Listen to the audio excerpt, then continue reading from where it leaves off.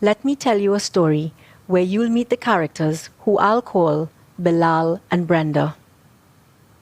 I was working in a most remarkable part of the world, and one unremarkable morning, a colleague came to see me.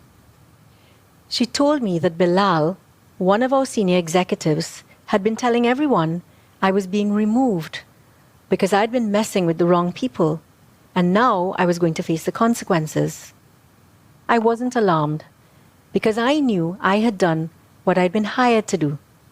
My job, dealing with thorny issues head on and leaving no stone unturned. In fact, in the months prior to this, we'd overturned more than just a few stones. Those details are for another time. I called my husband James to tell him about this bizarre conversation. And with what proved to be great foresight, he said, "Angelique, pack your things and call Brenda," in that order. I called Brenda. I'd worked with her for a number of years, and I trusted her. She was a person who'd recommended me for that job. I cut to the chase because my husband's reaction made me realize this was more than just the usual stuff I'd encountered before. And I say usual, but in that moment of clarity, it dawned on me what James had already recognized. None of this was usual. These irregularities, part of a pattern I'd failed to notice, were what I now know as open secrets, living beneath those proverbial stones I'd had the audacity to overturn. To my shock, I learned that this was happening because I hadn't tried hard enough to operate in the gray space. I didn't seem to know when to kick things into the long grass. And I didn't understand that this was how the system worked. The message, the implied threat, was clear. Over the next few weeks, I was replaced by a convenient yes man while I was still there. I suffered from terrible gastritis, and I pretended to our 2 young daughters that I still had that job, leaving home every morning, dressed up as if for work, to drop them to school. For 6 months. I did not submit. But I won't pretend that it was easy to speak up or beneficial in any way to me, to my family, or to my career.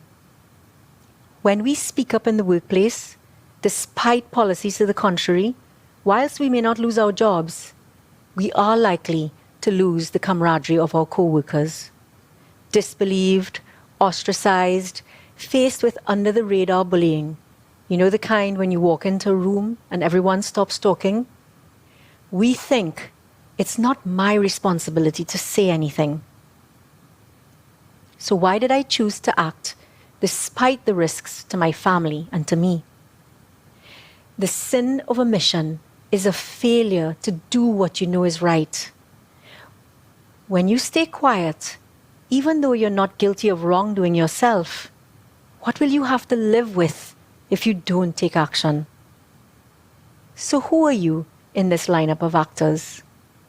The bad actor, the wrongdoer, the bad stander who benefits directly or indirectly and acts as a puppet for the bad actor, the bystander, aware of the open secrets but not actually doing anything wrong, or the upstander. This is the person we want to see when we look in the mirror. I've learned 3 things. 1, don't second guess yourself. When you see something amiss, ask questions, because it is okay to challenge those in authority.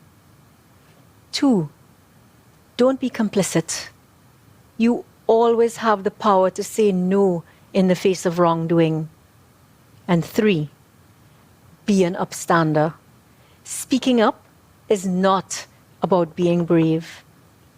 It's not about not feeling scared. But when you do what you know is right, you can be at peace with yourself. Yes, it is hard to say what you feel in the moment. Do it anyway. Be fearless. Martin Luther King said, "In the end, we will remember not the words of our enemies, but the silence of our friends. So when you look in the mirror, who will you see? A bystander, a keeper of open secrets? Or will the person looking back at you be an upstander? I know who I see. I know who my daughters see. The choice is yours.